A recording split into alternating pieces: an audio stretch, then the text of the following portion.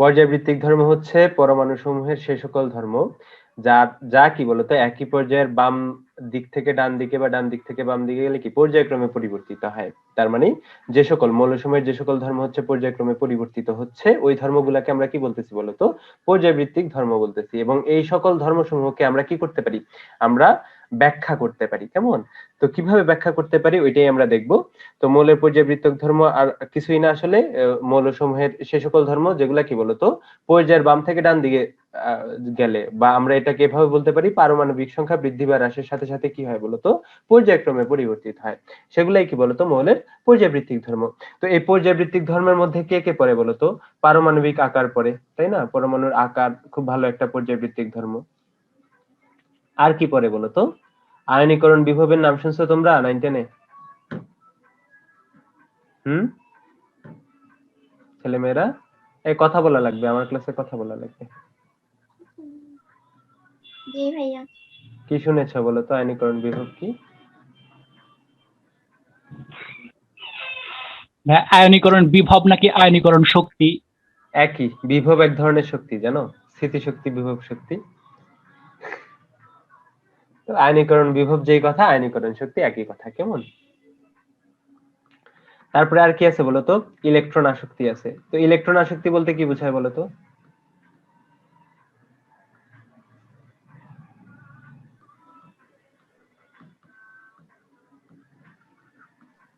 তড়িৎ ঋণাত্মকতা, এটাও একটা কি বলতো, এটা হচ্ছে আমাদের একটা পর্যায়বৃত্তিক ধর্ম। তারপরে আছে ভাইয়া মৌলসমূহের যোজ্যতা নিয়ে তোমরা পড়াশোনা করেছো, তো এই যোজ্যতাও কি বলতো একটা পর্যায়বৃত্তিক ধর্ম। এরপরে আর কি কি পর্যায়বৃত্তিক ধর্ম আছে? তো মৌলের পর্যায়বৃত্তিক ধর্ম নিয়ে আমরা পড়াশোনা করছিলাম। তো মৌলের পর্যায়বৃত্তিক ধর্মের উদাহরণ সমূহ কি কি? ভাইয়া পরমাণুর আকার হচ্ছে একটা পর্যায়বৃত্তিক ধর্ম হইতে পারে, আয়নীকরণ বিভব একটা পর্যায়বৃত্তিক ধর্ম হইতে পারে, ইলেকট্রন আসক্তি একটা পর্যায়বৃত্তিক ধর্ম হইতে পারে, তড়িৎ ঋণাত্মকতা হইতে পারে, যোজ্যতা হইতে পারে।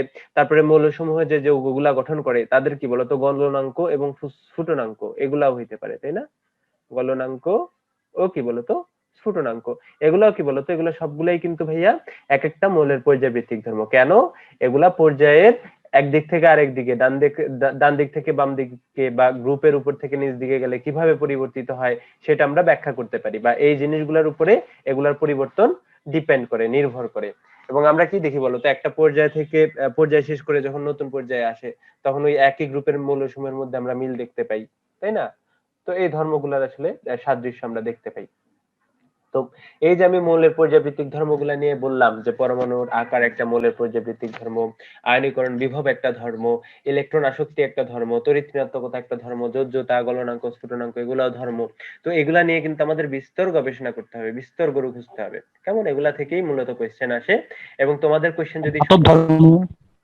হ্যাঁ হ্যাঁ হ্যাঁ, ও হ্যাঁ, ধাতব ধর্ম একটা, হ্যাঁ ভালো ভালো কথা মনে করছো, ধাতব ধর্ম এটাও কি একটা পর্যায়বৃত্তিক ধর্ম। কেমন? ধাতব ধর্ম, অধাতব ধর্ম, ঠিক আছে? এগুলোও কি বলতো, এগুলোও কিন্তু মৌলের পর্যায়বৃত্তিক ধর্ম। তো এগুলাও তোমরা বইতে দেখে নেবা যে এরকম অনেকগুলো আছে ছোট ছোট ধর্ম। তো এই সবগুলোই পর্যায়বৃত্তিক ধর্মের মধ্যে পড়ে। তো এই প্রত্যেকটা জিনিসকে কি আমাদের ব্যাখ্যা করতে জানতে হবে যে পর্যায়ে কিভাবে তারা পরিবর্তিত হচ্ছে, বা গ্রুপের উপর থেকে নিচে কিভাবে তারা পরিবর্তিত হচ্ছে। সবার শুরুতে আমরা কি নিয়ে আলোচনা করব বলতো? আমরা পরমাণুর আকার নিয়ে হচ্ছে আলোচনা করব, যে একটা পর্যায়ে বা একটা গ্রুপে পরমাণুর আকার কিভাবে পরিবর্তিত হচ্ছে এবং কেন এটাকে আমরা পর্যায়বৃত্তিক ধর্ম বলছি। তো চলো আমরা পরমাণুর আকার নিয়ে গরু খুঁজি। তো পরমাণুর আকার কেমন? এখন কোন একটা পরমাণুর আকার বলতে তোমরা কি বুঝো বলো তো? বিভা বলো তো, পরমাণুর আকার বলতে তুমি কি বুঝো? পরমাণুর কতটুকু মানে বড় ছোট এটাই তো আর কি। হ্যাঁ, এটা তো ঠিক আছে। ব্যাসার্ধ কত বড়, কিসের ব্যাসার্ধ? কার ব্যাসার্ধ? পারমাণবিক মানে মৌলের পরমাণুর ব্যাসার্ধ, আচ্ছা, চলো। কক্ষপথের ব্যাসার্ধ। হ্যাঁ হ্যাঁ, কক্ষপথের ব্যাসার্ধ। আমরা যদি একদম এক্স্যাক্টলি বলি সেটা হচ্ছে এই নিউক্লিয়াসের কেন্দ্র মানে পরমাণুর কেন্দ্র থেকে যোজ্যতা স্তরের দূরত্ব, তাই না? সর্বশেষ যে স্তরে ইলেকট্রন থাকে সেই স্তরের দূরত্বটাই কি আসলে এই পরমাণুর ব্যাসার্ধ বা আকার ডিনোট করে। এই ব্যাসার্ধটা যত বড় হবে আকারটা তত বড় হবে না বলতো? এটা বড় হবে কিন্তু। তাহলে আমরা কার আকার বড় বা কার আকার ছোট এটা কিভাবে ডিফাইন করতেছি? এই যে কেন্দ্র থেকে যোজ্যতা স্তর কত দূরে আছে, তাই না? এটা দিয়ে ডিনোট করতেছি না যে কোন পরমাণুর আকার বড় হবে, কোন পরমাণুর আকার ছোট হবে? জি ভাইয়া। হ্যাঁ। আচ্ছা, তাহলে আমরা পরমাণুর আকার কিভাবে চিনি? আমরা পরমাণুর আকার চিনি হচ্ছে পরমাণুর কেন্দ্র থেকে তার যোজ্যতা স্তরের দূরত্ব দিয়ে। এটাকে আমরা পারমাণবিক ব্যাসার্ধ বলতেছি, যে একটা পরমাণুর। আচ্ছা, এই নাসিতা টাসিতা এরা আসে নাই বিভা? এরা কি জানে আজকে ক্লাস আছে? জানে, জানে, দেখছিল। আচ্ছা, তো এই যে পরমাণুর কেন্দ্র থেকে যোজ্যতা স্তরের দূরত্বই কি তার পারমাণবিক ব্যাসার্ধ ডিনোট করে, এবং এই যে দূরত্ব দিয়ে আমরা বুঝি যে ভাইয়া কি পরমাণুর আকার বড় হবে নাকি ছোট হবে। তো এই ব্যাসার্ধটা যত বড় হবে পরমাণুর আকারও কি হবে তত বড় হবে। এই ব্যাসার্ধটা যত কম হবে বা দূরত্বটা যত কম হবে পরমাণুর আকারও কি হবে বলতো ততটাই কম হবে। তাহলে পরমাণুর আকার কিসের উপর ডিপেন্ড করতেছে? আমি আবার বলতেছি, এই কেন্দ্র থেকে যোজ্যতা স্তরের, ভাইয়া এখানে অনেকগুলা স্তর থাকতে পারে, 1 নাম্বার স্তর থাকতে পারে, 2 নাম্বার স্তর থাকতে পারে। তার মধ্যে যেই স্তরটা হচ্ছে যোজ্যতা স্তর, মানে সর্বশেষ ইলেকট্রনটা, মানে একদম সর্বশেষ যে স্তর পর্যন্ত ইলেকট্রন গুলা বিস্তৃত আছে ওইটাই তো তার যোজ্যতা স্তর না? তো এই যোজ্যতা স্তরের বাইরেও তো অনেক স্তর আছে, ওইগুলাতে যদি ইলেকট্রন না থাকে তাহলে ওই স্তরকে কি করব না, আমরা ওই স্তরকে গুনবো না, কারণ এখানে স্তরই আছে, এখানে পরমাণুর কোনো অংশ নাই। পরমাণুর অংশ কে কে? Electron, proton, neutron. এরাই তো মৌলিক কণিকা, এগুলা নিয়েই তো পরমাণু গঠিত হয়, তাই না? দিন ইনশাল্লাহ। তো আমরা পরমাণুর আকার কিভাবে নির্ণয় করতেছি? পরমাণুর কেন্দ্র থেকে যোজ্যতা স্তরের দূরত্ব দিয়ে, তাই না? এই দূরত্বটা যার বড় হবে তার কি বলতো তার আকার বড় হবে, এই দূরত্বটা যার ছোট হবে তার কি আকার ছোট হবে। এখন স্বভাবতই যদি ভাইয়া কোনো একটা পরমাণুর যোজ্যতা স্তর হয় 3 নাম্বার স্তর, এবং আরেকটা পরমাণুর যোজ্যতা স্তর যদি হয় 2 নাম্বার স্তর, কার আকার বড় হবে? নিঃসন্দেহে যার যোজ্যতা স্তর 3 নাম্বার স্তর সেটা বড় হবে না ছেলে মেয়েরা? জি ভাইয়া। জি ভাইয়া। নিঃসন্দেহে এই 3 নং স্তর যার যোজ্যতা স্তর সেটা কি বলতো 2 নং স্তর যার যোজ্যতা স্তর তার চেয়ে বড় হবে। এবং আচ্ছা, তো এটা কিন্তু তোমরা জানো সবাই কম বেশি। তো চলো এবার আমরা একটা ছক করে ফেলি সুন্দরভাবে, একটা ছক করে ফেলি। তো আমরা এখন সাধারণ পরমাণুগুলো নিয়ে আলোচনা করব, যে পরমাণুগুলা কি বলতো আয়নিত হয় নাই। আমরা আয়ন নিয়ে কোনো আলোচনা করব না, আমরা শুরুতে কাকে নিয়ে আলোচনা করব? সাধারণ পরমাণু সমূহ নিয়ে আলোচনা করব। এজন্য আমরা 2টা লাইন লিখি। সাপোজ এটা হচ্ছে ভাই একটা পর্যায়,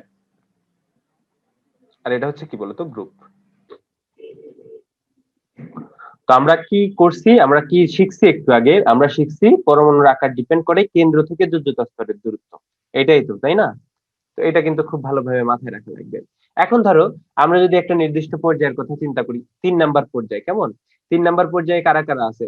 সোডিয়াম আছে, তারপরে কি আছে বলতো ম্যাগনেসিয়াম আছে, আর কি আছে বলতো অ্যালুমিনিয়াম আছে, তারপরে কি আছে সিলিকন আছে, তারপরে কি আছে বলতো ফসফরাস আছে, সালফার আছে, ক্লোরিন আছে, আর কি আছে বলতো আর্গন আছে 3 নাম্বার পর্যায়ে, তাই না ছেলে মেয়েরা? জি ভাইয়া। তাহলে এই যে 3 নাম্বার একটা নির্দিষ্ট পর্যায় নিয়ে যদি আমরা চিন্তা করি, এই 3 নাম্বার পর্যায় নিয়ে হচ্ছে আমরা আলোচনা করলাম। এই 3 নাম্বার পর্যায়ে কে কে আছে বলতো? সোডিয়াম আছে, ম্যাগনেসিয়াম আছে, অ্যালুমিনিয়াম আছে, সিলিকন আছে, ফসফরাস আছে, সালফার আছে, ক্লোরিন আছে, আর কি আছে আর্গন আছে। এরা হচ্ছে 3 নাম্বার স্তরে আছে। এখন এই পরমাণু সমূহের যোজ্যতা স্তর কয় নাম্বার স্তর বলতো? এদের প্রত্যেকেরই কিন্তু যোজ্যতা স্তর সেম। এদের প্রত্যেকেরই যোজ্যতা স্তর কয় নাম্বার স্তর বলতো? 3 নাম্বার। 1 2 3। তাহলে ভাইয়া এদের প্রত্যেকের আকারও সেম হওয়ার কথা না, যেহেতু প্রত্যেকের যোজ্যতা স্তর সেম ছেলে মেয়েরা? জি ভাইয়া। জি ভাইয়া। তাহলে এদের প্রত্যেকের যেহেতু যোজ্যতা স্তর সেম, এদের প্রত্যেকের আকারও কি হওয়া উচিত ছিল? এদের প্রত্যেকের আকার কিন্তু সেম হওয়া উচিত ছিল। এটা তো বুঝতে পারছো যে ভাইয়া এটা হচ্ছে 3 নাম্বার পর্যায়। 3 নাম্বার পর্যায়ের প্রত্যেকটি পরমাণুর যোজ্যতা স্তর হচ্ছে 3 নাম্বার স্তর। তার মানে ওই পরমাণুতে কয়টা শক্তি স্তর জুড়ে ইলেকট্রন আছে বা পরমাণুটার অংশ আছে? 3টা শক্তি স্তর জুড়ে তাদের ইলেকট্রন আছে। তার মানে এই যে পরমাণুগুলো আছে 3 নাম্বার পর্যায়ে, তো একটা নির্দিষ্ট পর্যায়ে আছে মেইনলি, এই পর্যায়ের প্রত্যেকটা পরমাণুর আকার কি হওয়া উচিত ছিল? সমান হওয়া উচিত ছিল। কিন্তু সমস্যা অন্য জায়গায়। দেখো ভাইয়া, এই যোজ্যতা স্তর মূলত কি ইন্ডিকেট করে? এটা হচ্ছে সাপোজ নিউক্লিয়াস, এটা হচ্ছে যোজ্যতা স্তর, কেমন? তো এই যোজ্যতা স্তর আসলে কি ইন্ডিকেট করে ভাইয়া? যেখানে হচ্ছে ইলেকট্রন থাকে ওইটা না, ইলেকট্রন যে পথে ঘুরে ওইটাই তো আসলে তার যোজ্যতা স্তর ইন্ডিকেট করে। অন্য কিছু কি ইন্ডিকেট করে? মোটেও না। না ভাইয়া। ইলেকট্রনের যে গতিপথ সেটাই কিন্তু আসলে যোজ্যতা স্তর ইন্ডিকেট করতেছে, অন্য কিছু কিন্তু না। এখন ভাইয়া এই যোজ্যতা স্তরের যদি আমরা ইলেকট্রনের কথা চিন্তা করি, আর এখানে যদি ভাইয়া এই নিউক্লিয়াসের প্রোটনের কথা চিন্তা করি, তারা কি করে? একে অপরকে আকর্ষণ করে। কি করে বলতো? একে অপরকে আকর্ষণ করে। এখন ভাইয়া নিউক্লিয়াসে যদি ভাইয়া প্রোটনের সংখ্যা বেশি হয়ে যায়, তাহলে এই আকর্ষণ বলের মান বেশি হয়ে যাবে না? জি ভাইয়া, বেশি হয়ে যাবে। আকর্ষণ বলের মান কিন্তু বেশি হয়ে যাবে। আকর্ষণ বলের মান যদি ভাইয়া বেশি হয়ে যায়, তাহলে দূরত্ব কি আগের মতো থাকবে নাকি কাছাকাছি চলে আসবে? সে কাছাকাছি চলে আসবে। কাছাকাছি চলে আসবে। তাহলে ভাইয়া নিউক্লিয়াসে যত বেশি প্রোটন হবে মানে বাড়বে, তাহলে তার এই যে পারমাণবিক আকার সেটা তত হ্রাস পাবে না? বলো জি তো। ভাইয়া, হ্রাস পাবে। অবশ্যই হ্রাস পাবে।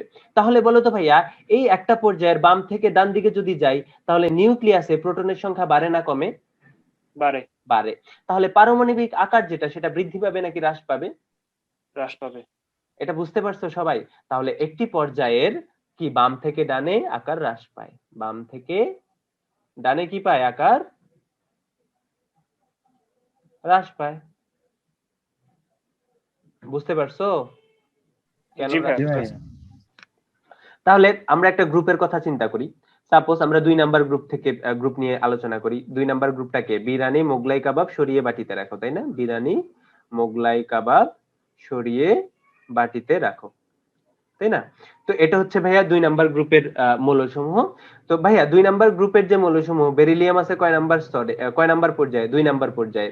ম্যাগনেসিয়াম আছে 3 নাম্বার পর্যায়ে, ক্যালসিয়াম আছে 4 নাম্বার পর্যায়ে, স্ট্রোনশিয়াম আছে 5 নাম্বার, এটা আছে 6 নাম্বার পর্যায়ে, এটা আছে কি 7 নাম্বার পর্যায়ে।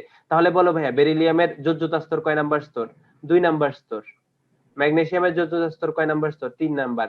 ক্যালসিয়ামের 4 নাম্বার, স্ট্রোনশিয়ামের 5 নাম্বার, কি বেরিয়ামের কয় নাম্বার স্তর? 6 নাম্বার। রেডিয়ামের কত? 7 নাম্বার। তাহলে তার যোজ্যতা স্তরের কি মান যেটা সেটা বাড়তেছে। তার মানে কি বলতো, এখানে যদি ভাইয়া এই দুই নাম্বার শক্তি স্তর হয় যোজ্যতা স্তর, তাহলে কেন্দ্র থেকে নিউক্লিয়াস ওই ইলেকট্রন থেকে নিউক্লিয়াসের দূরত্ব বেশি হবে নাকি 3 নাম্বার স্তরের দূরত্ব বেশি হবে? অবশ্যই 3 নাম্বার স্তরের দূরত্ব বেশি হবে। এবং তার থেকে কি বলতো 4 নাম্বার স্তরের দূরত্ব বেশি হবে, 5 নাম্বার স্তরের দূরত্ব আরো বেশি হবে। তাহলে বলতো ভাইয়া দূরত্ব যদি বেশি হয় পরমাণুর আকারও তত বৃদ্ধি পাবে। এজন্য একই গ্রুপের উপর থেকে নিচ দিকে কি হয় বলতো, একই গ্রুপের উপর থেকে নিচ দিকে পরমাণুর আকার যেটা সেটা কি হয়? বৃদ্ধি পায়। একই গ্রুপের উপর থেকে নিচে কি পায়? পরমাণুর আকার হচ্ছে বৃদ্ধি পায়।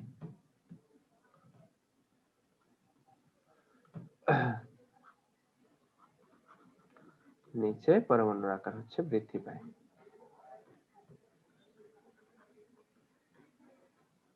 ঠিক আছে, ঠিক আছে। তাহলে বলো তো ভাইয়া, আমি যদি তোমাদের জিজ্ঞেস করি নাইট্রোজেনের আকার বড় নাকি অক্সিজেনের আকার বড়, তোমরা কি বলবা? নাইট্রোজেনের। নাইট্রোজেনের আকার বড় অক্সিজেন থেকে। ঠিক আছে, এই নাইট্রোজেনের আকার অক্সিজেন থেকে বড় না? অবশ্যই নাইট্রোজেনের আকার অক্সিজেন থেকে বড়। এবার যদি তোমাদের কোয়েশ্চেন করি সোডিয়ামের আকার বড় নাকি হচ্ছে ধরো ইয়ের আকার বড়, ব্রোমিনের আকার বড়, কার আকার বড়? ব্রোমিন। ব্রোমিনের, কারণ ব্রোমিন আছে 4 নাম্বার স্তরে আর ক্লোরিন আছে সোডিয়াম আছে কি 3 নাম্বার স্তরে। অবশ্যই কি 4 নাম্বার স্তরের পরমাণু 3 নাম্বার। ভাইয়া, নাইট্রোজেনের আকার অক্সিজেন থেকে কেন বড়, ব্যাখ্যাটা একটু দিবেন? আচ্ছা, তো দেখো 2 নাম্বার পর্যায়ের কথা যদি চিন্তা করি, কে কে আছে 2 নাম্বার পর্যায়ে? লিথিয়াম, লিথিয়াম, বেরিলিয়াম, তারপরে কে? Boron. Boron, carbon, nitrogen, oxygen, তারপরে কে? নিয়ন। ফ্লোরিন। আচ্ছা, ফ্লোরিন, তারপরে হচ্ছে নিয়ন। এরা না? তাহলে একই পর্যায়ের বাম থেকে ডান দিকে পরমাণুর আকার বৃদ্ধি পায় না হ্রাস পায়? এই এরা একই পর্যায়ে আছে না? একই পর্যায়ে আছে। তাহলে একই পর্যায়ের বাম থেকে ডান দিকে কি অবশ্যই পরমাণুর আকার হ্রাস পাবে। তাহলে নাইট্রোজেন থেকে অক্সিজেনের আকার কি আরো হ্রাস পাবে, তাই নাইট্রোজেনের আকার কি হবে? বৃদ্ধি পাবে, এই যে বড় হবে। বুঝতে পারছো এবার? জি ভাইয়া। তো ওই আয়নীকরণ বিভবের ক্ষেত্রে যখন আমরা আয়নীকরণ বিভব পড়বো তখন দেখবো একটু ব্যতিক্রম আছে, ওইটা পরে, ওগুলো পরে। তো আকার কিন্তু নাইট্রোজেনেরই বড়, কেমন? তো গোলায় ফেলো না তোমরা, ওই পারমাণবিক ধর্মাবলী যেগুলো আছে এগুলা কিন্তু গোলায় ফেলো না। আচ্ছা, তাহলে আকার নিয়ে হচ্ছে আমাদের এতটুকুই আলোচনা নাকি? তো এই পর্যায়বৃত্তিক ধর্ম পড়ানোর সময় তোমাদেরকে আমি একটা জিনিস বলছিলাম ভাইয়া, ওই নরমাল জিনিস তোমাদের কখনোই আসবে না। আসবে কোনগুলা? আসবে হচ্ছে ব্যতিক্রম গুলা।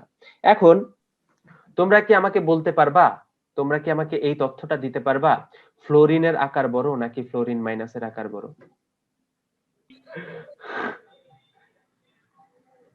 আচ্ছা ঠিক আছে, সমস্যা নেই, প্যাচ লাগানো ভালো। তো দেখো, ফ্লোরিন এবং ফ্লোরাইড প্রত্যেকটাতে এই নিউক্লিয়াসে চার্জ কত, প্রোটন সংখ্যা কত বলো তো? প্রোটন সংখ্যা কিন্তু 9টা। দুইটার ক্ষেত্রেই 9। এখন ফ্লোরিনের ক্ষেত্রে ভাইয়া ওই যোজ্যতা স্তরে ইলেকট্রন কয়টা? ফ্লোরিনের ক্ষেত্রে 7টা, তাই না? জি ভাইয়া। যোজ্যতা স্তরে 7টা ইলেকট্রন। আর ফ্লোরাইডের ক্ষেত্রে যোজ্যতা স্তরে কয়টা ইলেকট্রন? 8টা। 8টা ইলেকট্রন। এখন ভাইয়া 9টা প্রোটন 7টা ইলেকট্রনকে যত বলে আকর্ষণ করতে পারবে, 8টা ইলেকট্রনকে কি একই বলে আকর্ষণ করতে পারবে? পারবে? না ভাইয়া। তার কিন্তু ওই আকর্ষণের না। যে হার পার ইলেকট্রন ওইটা কিন্তু কমে যাবে। ওইটা কমে যাওয়ার কারণে তার যে সংকোচনটা, ওই সংকোচনটা কি পূর্বের মতো হবে? হবে না। এজন্য কি হবে ভাইয়া, ফ্লোরাইড আয়নের যে আকারটা সেটা ফ্লোরিন থেকে কি হয়ে যাবে? বড় বড় হয়ে যাবে। হয়ে যাবে। কেমন, এই জিনিসটা বুঝতে পারছো? জি ভাইয়া, বুঝতে পারছি। আচ্ছা বুঝতে পারছো। তাহলে বলো তো ভাইয়া, আমি যদি তোমাকে এই কোশ্চেনটা করি যে ক্লোরিনের আকার বড় নাকি সিএল প্লাসের আকার বড়? সিএল প্লাস সম্ভব কি সম্ভব না ওইটা আমরা পরে দেখব। তোমরা বলো এই দুইটার মধ্যে কে বড়? ফ্লোরিনের আকার বড়। এটার আকার বড়, কারণ ইলেকট্রন সংখ্যা কমে গেছে। কমে গেলে কি তাকে আকর্ষণ করা আরো ইজি হবে। তো এটা পসিবল কি মানে পসিবল নাকি পসিবল না এটা আমরা দেখব না, আসলে পসিবল। দেখো এই যে HOCl এ Cl এর প্লাস চার্জ কত, +1, এটা পসিবল। কেমন? তো যাই হোক, এটা আমাদের আলোচ্য বিষয় না। আলোচ্য বিষয় হচ্ছে কে বড়। অবশ্যই ক্লোরিন কিন্তু বড়। একইভাবে বলো তো, সোডিয়াম এবং সোডিয়াম প্লাসের মধ্যে কে বড়? সোডিয়াম বড়। সোডিয়াম বড়। সোডিয়াম বড়। দেখো ভাইয়া, সোডিয়ামের যোজ্যতা স্তর কয় নাম্বার স্তর? 3। 1 2 3। এবং 3 নাম্বার স্তরে কয়টা ইলেকট্রন থাকে ভাইয়া? একটা ইলেকট্রন থাকে। সোডিয়াম প্লাসের ক্ষেত্রে ভাইয়া যোজ্যতা স্তরের ইলেকট্রনটাও চলে যায়। তাহলে সোডিয়াম প্লাসের ক্ষেত্রে ওই যোজ্যতা স্তর কয় নাম্বার স্তর? 1 2 নাম্বার। 2 নাম্বার স্তরে কিন্তু সোডিয়াম প্লাসের ক্ষেত্রে যোজ্যতা স্তর। এখন তোমাদেরকে আমি আরো একটা ট্রিকি কোশ্চেন করি, সোডিয়াম প্লাস বড় নাকি ফ্লোরিন বড় নাকি ফ্লোরাইড বড়? আল্লাহ, এই তিনটার মধ্যে কে বড়? সোডিয়াম ছোট নাকি? আমরা একটু আগে দেখে আসছি ফ্লোরাইড আয়ন যেটা সেটা কি বলতো, ফ্লোরিন থেকে বড়। এটা আমরা তো দেখে আসছি, তাই না? এটা কিন্তু আমরা দেখে জি আসছি, ভাইয়া। এটা কিন্তু আমরা দেখে আসছি একটু আগে। এখন দেখো তো ভাইয়া, আমি সোডিয়াম প্লাসের সাথে দুইটা জিনিসের তুলনা করব, একটা হচ্ছে ফ্লোরাইডের আর একটা কার বলতো, ফ্লোরিনের। তো ফ্লোরাইডের সাথে তুলনা করো ভাইয়া। সোডিয়ামের যোজ্যতা স্তরে ইলেকট্রন কয়টা আছে? সোডিয়াম প্লাসের 8টা। 8টা। এখানে প্রোটন কয়টা আছে? 11টা। 11টা। ফ্লোরাইডের ক্ষেত্রে ভাইয়া যোজ্যতা স্তরে ইলেকট্রন কয়টা আছে? 8টা। 8টা। তারপরে এখানে প্রোটন কয়টা আছে? 9টা। কার আকার বেশি বড় হবে? অবশ্যই ফ্লোরাইড আয়নের আকার বেশি হবে, কারণ এটা কি করবে, 11টা প্রোটন 8টা ইলেকট্রনকে অনেক সহজে কি করবে, আকৃষ্ট করে ফেলবে না? জি ভাইয়া। অবশ্যই অনেক সহজে আকৃষ্ট করে ফেলবে। তাহলে এই সোডিয়াম প্লাস থেকে নিঃসন্দেহে কি ফ্লোরাইড আয়নের আকার যেটা সেটা কিন্তু বড়, তাই না? জি ভাইয়া। আকার কিন্তু বড়। এবার দেখো চলো, এবার আমরা কার থেকে তুলনা করব যে ভাইয়া তাহলে ফ্লোরাইড আয়ন থেকে ছোট হচ্ছে কি সোডিয়াম। এটাতে তো আমাদের কোনো সন্দেহ নাই, সোডিয়াম প্লাস যেটা এটা কি ফ্লোরাইড আয়ন থেকে ছোট। এবার দেখি যে ভাইয়া ফ্লোরিনের সাথে তার কি অবস্থা। এখন দেখো তো ভাইয়া, ফ্লোরিনের কি যোজ্যতা স্তরে ইলেকট্রন কয়টা আছে? 7টা আছে। 7টা। এবং তার নিউক্লিয়াসে কয়টা প্রোটন আছে? 9টা প্রোটন আছে। তারপরে তারপরে যদি আমরা সোডিয়ামের কথা চিন্তা করি, সোডিয়ামের যোজ্যতা স্তরে ইলেকট্রন আছে কয়টা? 8টা। এখানে প্রোটন আছে কয়টা বলো তো? 11টা। তোমরা কি এই দুইটা জিনিস তুলনা করে বলতে পারো কোনটার মধ্যে আকর্ষণ বল বেশি হবে? সোডিয়ামের মধ্যে ভাইয়া। দেখেই বোঝা যাচ্ছে ভাইয়া সোডিয়াম প্লাসের মধ্যে আকর্ষণ বল যেটা সেটা কি হবে, বেশি হবে। এটাকে তোমরা অন্যভাবেও ব্যাখ্যা করতে পারো, এদের প্রত্যেকেরই কি আছে, এদের প্রত্যেকেরই যোজ্যতা স্তর হচ্ছে 2 নাম্বার স্তর। তো কার মধ্যে প্রোটন সংখ্যা বেশি? অবশ্যই ভাইয়া সোডিয়াম প্লাসের মধ্যে প্রোটন সংখ্যা বেশি। তো যার প্রোটন সংখ্যা বেশি তার আকারটা কি হবে বলতো, ছোট হবে। কেন ছোট হবে? তাদের কি যোজ্যতা স্তরটা একই নাম্বার স্তর। তো যেহেতু ভাইয়া এই দুইটা জিনিসের যোজ্যতা স্তরই 2 নাম্বার স্তর, আর এখানে ভাইয়া দেখো সোডিয়ামের ওই যে প্রোটন সংখ্যা হচ্ছে ফ্লোরিন থেকে অনেক বেশি, অবশ্যই সোডিয়াম প্লাস যে আয়নটা তার আকার কি হবে, ছোট হবে, কারণ এই প্রোটন সংখ্যা বেশি হইলে সেই ইলেকট্রনকে বেশি বলে আকর্ষণ করতে পারবে, এবং যত বেশি বলে আকর্ষণ করবে তার আকার কিন্তু ভাইয়া তত ছোট হয়ে যাবে। তাহলে ভাইয়া সোডিয়াম প্লাস আয়নের যে আকারটা সেটা কিন্তু ভাইয়া ফ্লোরিন থেকেও ছোট। তাহলে ক্রমটা কি হবে? ক্রমটা হবে সোডিয়াম প্লাস, তারপরে হচ্ছে ফ্লোরিন, তারপরে কি হবে বলতো? ফ্লোরাইড হবে। এবং তারপরে যদি সোডিয়াম আসতো তাহলে সোডিয়ামের আকার যেটা সেটা কিন্তু আরো বড় হইতো, তাই না? সেটা কিন্তু আরো বড় হইতো। ঠিক আছে? জি ভাইয়া বুঝতে পারছি। আচ্ছা, এটা সোডিয়াম, এটা সোডিয়াম। তাহলে সোডিয়াম যদি আসতো, সোডিয়ামের কি যোজ্যতা স্তর 3 নাম্বার স্তর হয়ে যাইত। তো এখন তোমাদের যদি আরো একটা কোশ্চেন করি, তোমরা কি কষ্ট পাবা? না ভাইয়া। আচ্ছা, নিয়নের আকার বড় নাকি সোডিয়াম প্লাসের আকার বড়?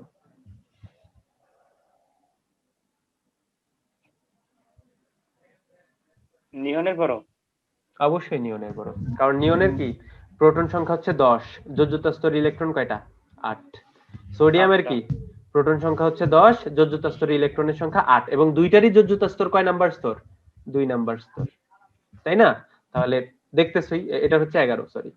তো দেখতেছো দুইটারই যোজ্যতা স্তর হচ্ছে 2 নাম্বার স্তর, দুইটারই ইলেকট্রন সংখ্যা হচ্ছে 8, কিন্তু প্রোটন সংখ্যা কার বেশি? প্রোটন সংখ্যা কিন্তু সোডিয়ামের বেশি। তো সোডিয়ামের বেশি হওয়ার কারণে তার কি আকর্ষণ বলটাও বেশি হবে, এজন্য তার কি হবে? আকারটা ছোট হয়ে যাবে, এজন্য নিয়নের আকার কি হবে? সোডিয়াম প্লাস থেকে বড় হবে। তো এখান থেকে বিভিন্ন ধরনের সিকোয়েন্স আসতে পারে, কেমন যে নিচের কোনটি সঠিক। তো সেখানে হচ্ছে এই ধরনের রিলেশনশিপ দিয়ে তোমাদের মাথা পুরো আওলা ঝাওলা বানায় দিবে, এবং মার্ক থাকবে হচ্ছে 1 নাম্বারের জন্য জি ভাইয়া, এমসিকিউ। এবং এক একটা অপশনে ভাই 4টা করে থাকে। হ্যাঁ হ্যাঁ, চারটা করে থাকে এরকম রিলেশন। তো দেখবা তো এগুলা হচ্ছে কিন্তু খুব ভালোভাবে হ্যান্ডেল করা লাগবে, এবং 20 থেকে 30 সেকেন্ডের মধ্যে কিন্তু তোমরা আনসার করে ফেলতে পারবা। তোমাদের কিন্তু খুব বেশি কষ্ট হবে না, আমি যতটুকু ধারণা করি। তাহলে সবসময় মাথায় রাখবা, তো এই যে ভাইয়া এই পর্যায়ের বাম থেকে ডান দিকে আকার হ্রাস পায়, উপর থেকে নিচে বৃদ্ধি পায়, এগুলা ভাইয়া 9-10-এ তোমরা পড়ে আসছো, এগুলা আসার খুব সম্ভাবনা কম, এগুলা আসবে না বললেই চলে। তা আসবে কোনগুলা বলতো? এই ধরনের রিলেশনশিপ যেগুলা, এগুলা হচ্ছে বেশি বেশি আসবে, এবং এগুলাই কি তোমাদের ভালোভাবে উপলব্ধি করে করে দিতে হবে, কেমন? ভালোভাবে উপলব্ধি করে এগুলা তোমাদের আনসার করা লাগবে। তাহলে এই পারমাণবিক আকার বৃদ্ধি বা হ্রাস নিয়ে কারো কোনো কোশ্চেন আছে? না ভাইয়া বুঝতে পারছি। আচ্ছা, ভেরি গুড। তাহলে চলো আমরা সামনের টপিকে চলে যাই, আমরা আয়নীকরণ বিভব নিয়ে পড়াশোনা করি নাকি? জি ভাইয়া। তাহলে চলো আমরা আয়নীকরণ বিভব নিয়ে আলোচনা করি, কেমন? তো সংজ্ঞাটা কিরকম ছিল? কোন পরমাণুর গ্যাসীয় অবস্থায়, অবশ্যই, কারণ গ্যাসীয় অবস্থা ছাড়া ওই পরমাণুগুলোকে আসলে আলাদা করা যায় না। তো এটা ওই বা তুমি সঠিকভাবে পরিমাপও করতে পারবা না। তুমি যে শক্তি নির্ণয় করবা, ওই শক্তিটা একটা নির্দিষ্ট অবস্থায় নির্ণয় করা লাগবে। তো ওই ইয়েতে ওই যে সবাই মিলে, বিজ্ঞানীরা সবাই মিলে ধরে নিছে যে ওই অবস্থাটা হচ্ছে গ্যাসীয় অবস্থা। তো গ্যাসীয় অবস্থায় তাদের যে এনথালপির পরিবর্তন, আমি এনথালপি শব্দটা ইউজ করতেছি না, আমি শক্তির পরিবর্তন ইউজ করতেছি। তো গ্যাসীয় অবস্থায় যে শক্তির পরিবর্তনটা, সেটাকে তারা কি করে নিছে? আইডিয়াল ধরে নিছে যে এটা দিয়ে আমরা মাপঝোক করব। তাহলে গ্যাসীয় অবস্থায় এক মোল, কোন মোলের গ্যাসীয় অবস্থায় কোন মৌলের 1 মোল বিচ্ছিন্ন পরমাণু হতে, 1 মোল বিচ্ছিন্ন, ঠিক আছে? তাহলে গ্যাসীয় অবস্থায় কোন মৌলের 1 মোল বিচ্ছিন্ন পরমাণু হতে, গ্যাসীয় অবস্থায় কোন মৌলের 1 মোল বিচ্ছিন্ন পরমাণু হতে একটি করে ইলেকট্রন সরিয়ে, একটি করে ইলেকট্রন সরিয়ে, ইলেকট্রন সরিয়ে, ইলেকট্রন সরিয়ে 1 মোল একক ধনাত্মক আয়ন সৃষ্টি করতে, একক ধনাত্মক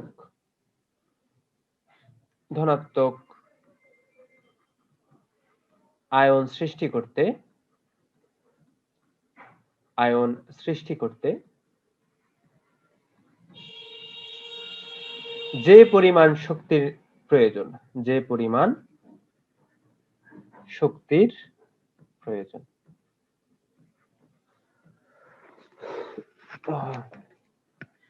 এই সংজ্ঞাটা ভালোভাবে দিবা এবং এভাবে হুবহুই দিবা, ঠিক আছে? প্রয়োজন, তাকেই কি বলে? তাকেই ওই মৌলের আয়নীকরণ বিভব বা আয়নীকরণ শক্তি বলে, এবং একে প্রথম আয়নীকরণ শক্তিও বলা হয়। কেন প্রথম আয়নীকরণ শক্তি বলে এটা আমরা একটু পরেই জানতে পারবো। তো আয়নীকরণ বিভব কি?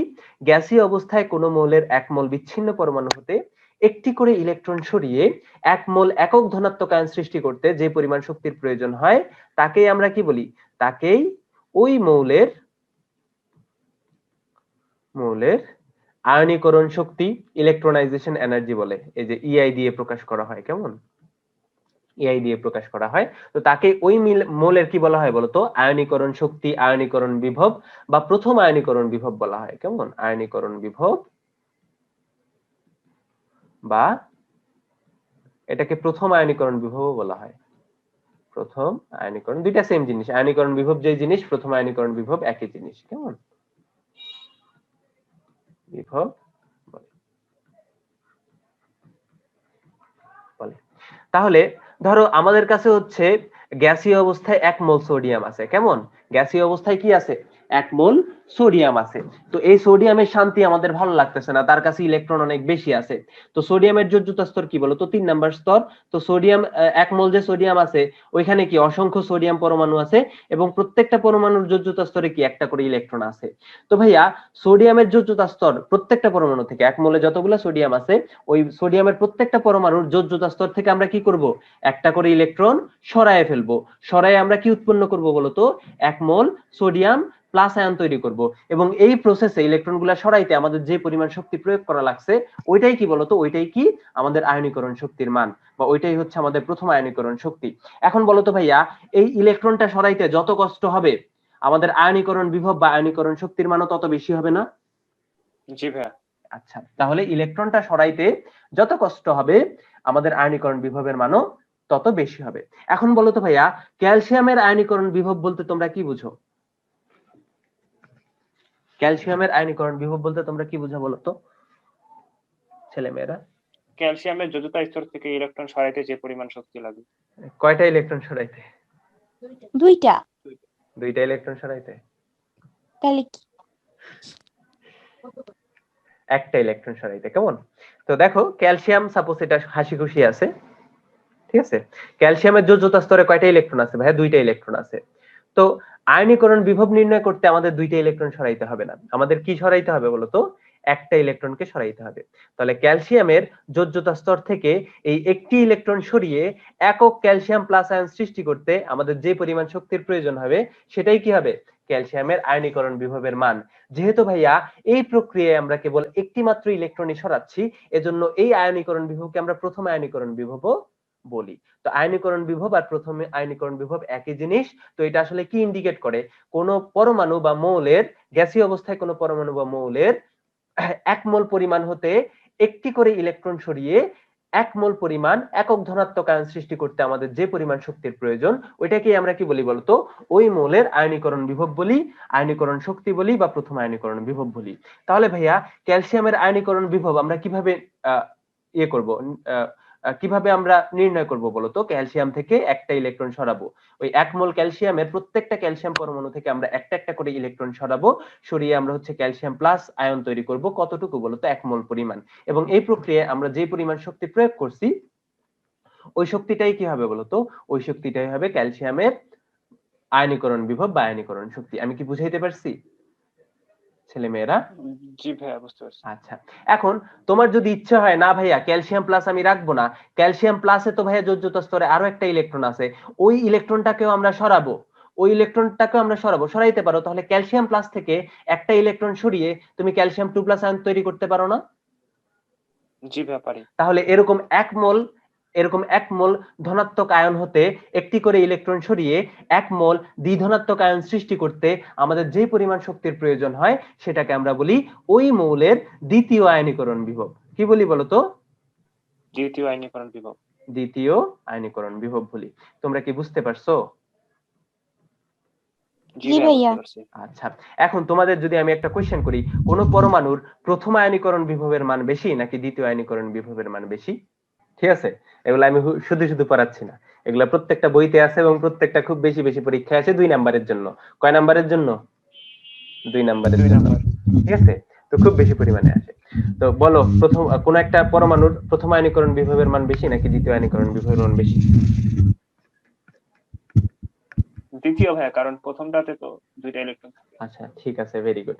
আচ্ছা দ্বিতীয় হবে, তো কারণটা অত কারেক্ট হয়নি। তো দেখো ভাইয়া, আমরা যে এই একটা পরমাণুর যোজ্যতা স্তর থেকে সাপোজ সোডিয়ামের যোজ্যতা স্তর থেকে ইলেকট্রন সরাবো, ওইটা আসলে সরাইতে আমাদের কার বিপক্ষে যাইতে হবে বলতো? এই নিউক্লিয়াস আর ইলেকট্রনের যে আকর্ষণ বল, ওই আকর্ষণ বলের বিপক্ষে যাওয়া লাগবে না? হ্যাঁ জি ভাইয়া। অবশ্যই বিপক্ষে যাওয়া লাগবে। এখন আকর্ষণ বলটা কখন বেশি হবে? এই পরমাণুর আকার যত কম হবে, প্রোটন সংখ্যা যত বেশি হবে, আকর্ষণ বলটা তত বেশি হবে না বলতো? জি ভাইয়া। তাহলে পরমাণুর আকার যদি ছোট হয় বা প্রোটন সংখ্যা যদি বেশি হয়, সেক্ষেত্রে কি আকর্ষণ বলটা বেশি হবে এবং আমাদের ইলেকট্রনটা সরাইতে তত বেশি কষ্ট হবে এবং আমাদের আয়নীকরণ বিভবের মানও কি হবে বলতো? তত বেশি হবে। এই তোমরা কি এই কথাগুলা বুঝতেছো? জি ভাইয়া, জি বুঝতে পারতেছি। ভাইয়া। আচ্ছা ভেরি গুড, আচ্ছা ভেরি গুড। তো তুমি একটা ইলেকট্রন সরায় ফেললা, কি করলা? একটা ইলেকট্রন সরায় ফেললা, ঠিক আছে। এখন বলো তো ভাইয়া, বাকি ইলেকট্রন গুলার প্রতি এই আমাদের যে নিউক্লিয়াস সাহেব আছে তার নজরদারিতা বাড়বে না কমবে? আকর্ষণ বল বাড়বে না কমবে? বাড়বে। বাড়বে। অবশ্যই আকর্ষণ বল বাড়বে, কারণ ইলেকট্রনের তুলনায় প্রোটনের মান কিন্তু ওই বেশি থাকবে তুলনামূলক আগের চেয়ে, তাই না? ইলেকট্রন হিসেবে, তাহলে আকর্ষণ বলটা কিন্তু আরো বাড়বে। তাহলে একটা ইলেকট্রন যাওয়ার পরে তুমি যখন আরেকটা ইলেকট্রন নিতে চাইবা বা বাইর করতে চাইবা, তখন কিন্তু তোমার শক্তির পরিমাণ আরো বেশি লাগবে, তাই না? শক্তির পরিমাণ আরো বেশি লাগবে। এজন্য আমাদের কি দ্বিতীয় আয়নীকরণ বিভবের যে মানটা, ওইটা অলওয়েজ কি হয়? প্রথম আয়নীকরণ বিভব থেকে অনেক বেশি হয়। কেমন? তাহলে দ্বিতীয় আয়নীকরণ বিভব, কোন একটা পরমাণুর দ্বিতীয় আয়নীকরণ বিভবের মান কি বলতো? প্রথম আয়নীকরণ বিভব থেকে অনেক বেশি। ঠিক আছে, আমি কি ক্লিয়ার করতে পারছি? জি ভাইয়া। আচ্ছা ভেরি গুড। তাহলে চলো আমাদের যে আয়নীকরণ বিভবটা আছে সেটা একই পর্যায়ের বাম থেকে ডানে কিভাবে পরিবর্তিত হয় এবং একই গ্রুপের উপর থেকে নিচে কিভাবে পরিবর্তিত হয়, ঠিক আছে ইনশাআল্লাহ। তো উপরেরটা হচ্ছে পর্যায়, নিচেরটা কি বলতো? গ্রুপ। উপরেরটা হচ্ছে পর্যায়, নিচেরটা হচ্ছে গ্রুপ। তো আমরা একটা পর্যায়ের কথা চিন্তা করি, যে কোনো একটা। 3 নাম্বার পর্যায়টা আমাদের অনেক ফেভারিট। 3 নাম্বার পর্যায়ের কথা আমরা চিন্তা করি, কেমন? তো সোডিয়াম, তারপরে কে আছে? ম্যাগনেসিয়াম আছে, তারপরে আমাদের কে আছে? অ্যালুমিনিয়াম আছে, সিলিকন আছে, অ্যালুমিনিয়াম। ফসফরাস আছে, সালফার আছে, তারপরে কি বলতো? ক্লোরিন। হ্যাঁ ক্লোরিন আছে, তারপরে হচ্ছে আর্গন আছে, কেমন? তো আমি শুরুতে জাস্ট সাধারণটা পড়াবো, কেমন? ব্যতিক্রম আমি পড়াবো না। ব্যতিক্রম কেন হচ্ছে ওইটা আমি পরে বিস্তারিত আলোচনা করব। তো শুরুতে আমরা জাস্ট সাধারণ কনসেপ্ট গুলা পড়ে যাব, কেমন? শুরুতে শুধুমাত্র সাধারণ কনসেপ্ট গুলা পড়ে যাব। আচ্ছা, তো একই পর্যায়ের দেখো ভাইয়া, বাম থেকে যদি আমরা ডান দিকে যাই, তাহলে আমাদের পরমাণুর আকার যেটা, সেটা বৃদ্ধি পায় নাকি হ্রাস পায় বলতো? হ্রাস পায়। আমাদের নিউক্লিয়াসের সাথে যোজ্যতা স্তরের ইলেকট্রনের দূরত্বটা অনেক কমে যায়। আবার কি বলতো, আমাদের একই পর্যায়ের বাম থেকে ডান দিকে গেলে আমাদের এই যে পারমাণবিক সংখ্যার মান হচ্ছে বৃদ্ধি পায় বা প্রোটনের মান হচ্ছে বৃদ্ধি পায়। তাহলে কি হবে বলতো? এদের আকারও কমতেছে, পরমাণুর প্রোটন সংখ্যাও বাড়তেছে। তাহলে এই ইলেকট্রনের সাথে ইলেকট্রনের মানে প্রোটনের যে আকর্ষণ বল বা নিউক্লিয়াসের যে আকর্ষণ বল, ওই আকর্ষণ বলের মান এই বাম থেকে ডান দিকে গেলে বেড়ে যাবে না?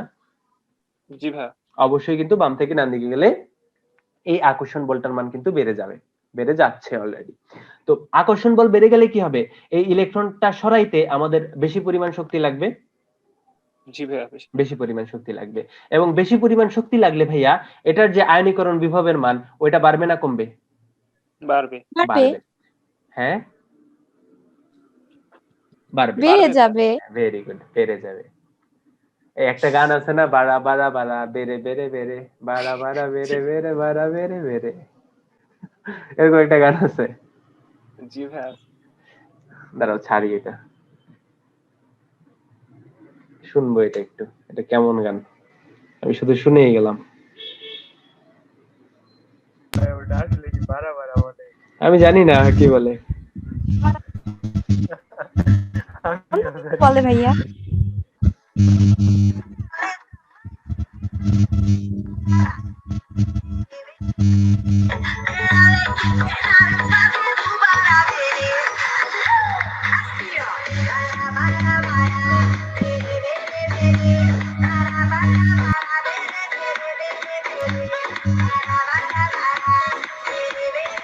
না বাড়া বাড়াই বলে, বেড়ে বেড়ে বলে। বাড়াই বলে ভাইয়া। কি গান ভাই রে ভাই, এগুলোর অর্থ কি জানা লাগবে, অর্থ জানা লাগবে। তাহলে একই পর্যায়ের বাম থেকে ডান দিকে কি হবে? বাম থেকে ডানে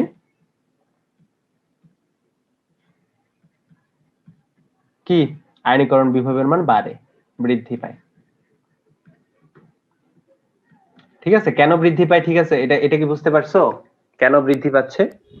জি ভাইয়া বুঝতে পারছি। অবশ্যই আমরা বুঝতে পারছি। তাহলে অবশ্যই কি ক্লোরিনের যে আয়নীকরণ বিভবের মান এটা সালফার থেকে বেশি হবে, তাই না? জি ভাইয়া। অবশ্যই বেশি হবে। আচ্ছা ঠিক আছে, তাহলে এবার আমরা গ্রুপের কথা চিন্তা করি, কেমন? এবার আমরা গ্রুপের কথা চিন্তা করি।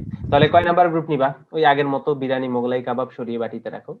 তো বিরিয়ানি মোগলাই কাবাব সরিয়ে বাটিতে রাখো, ঠিক আছে, এগুলা নিলাম। এখন বলো তো ভাইয়া, এই উপর থেকে যখন নিচের দিকে যায় তাহলে এই নিউক্লিয়াসের সাথে যোজ্যতা স্তরের দূরত্ব বাড়তেছে নাকি কমতেছে? বাড়তেছে। বাড়তেছে। এখন দূর থেকে ইলেকট্রন নিয়ে যাওয়া সহজ নাকি কাছের থেকে ইলেকট্রন নিয়ে যাওয়া সহজ? দূর থেকে। দূর থেকে ইলেকট্রন নিয়ে যাওয়া সহজ।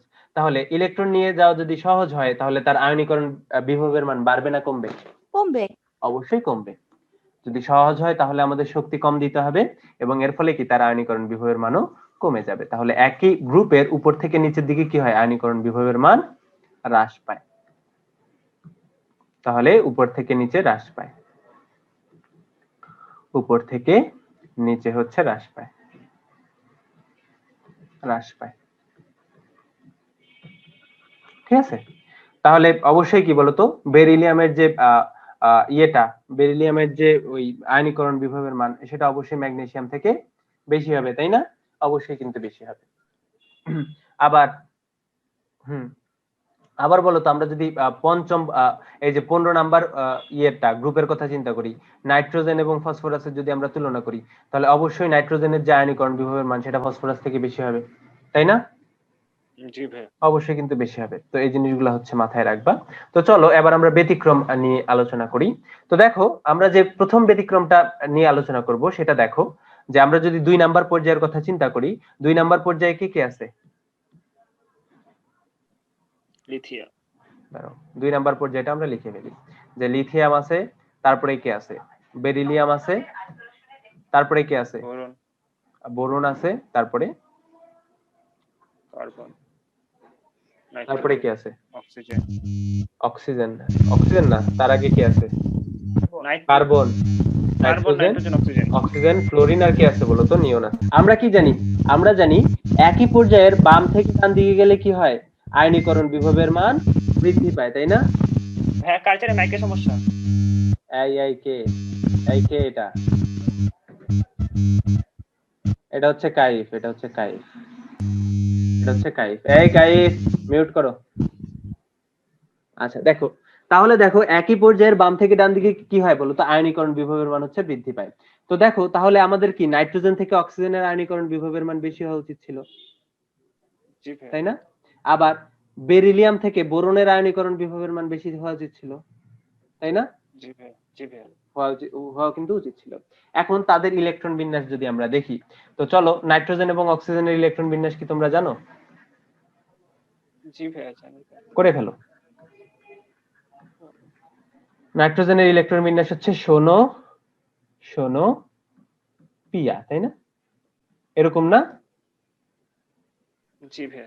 অক্সিজেনের কি? শোনো শোনো পিয়া, তাই না?